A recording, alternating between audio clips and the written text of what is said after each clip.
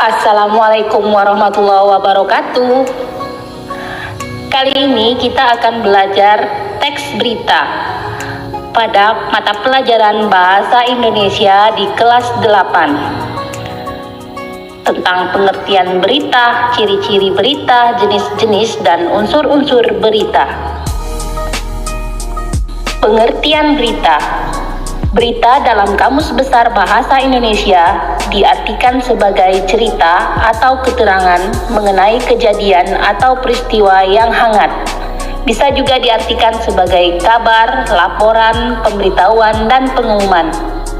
Teks berita adalah teks yang menginformasikan tentang kejadian atau peristiwa-peristiwa faktual, aktual, dan memiliki nilai berita. Ciri teks berita yang pertama, faktual. Ciri yang kedua, aktual. Ketiga, unik dan menarik. Yang keempat, sistematis dan lengkap. Ciri yang kelima, seimbang. Dan ciri yang terakhir, keenam, komunikatif.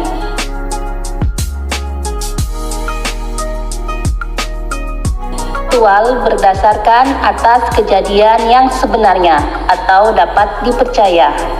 Ciri yang kedua, aktual. Sesuatu yang sedang atau hangat dibicarakan atau terkini. Ciri yang ketiga, unik dan menarik.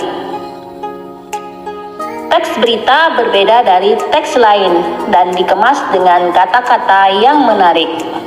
Ciri yang keempat, sistematis dan lengkap. Teks berita disampaikan secara berurutan atau kronologis.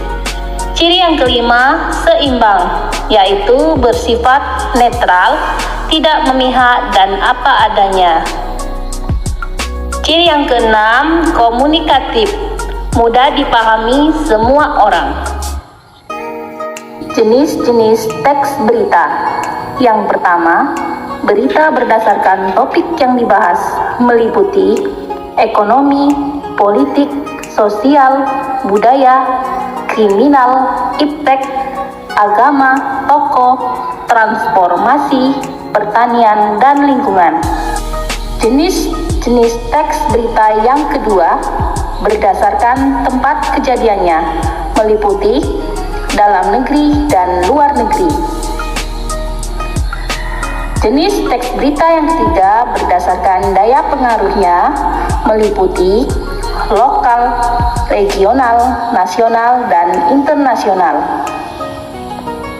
Jenis yang keempat berdasarkan sumber beritanya meliputi peristiwa, pendapat, serta peristiwa dan pendapat.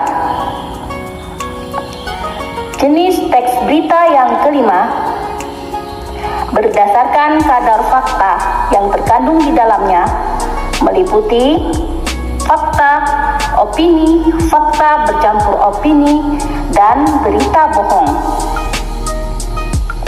Jenis yang keenam berdasarkan teknik penyajiannya meliputi langsung, ringan, kisah, dan reportase.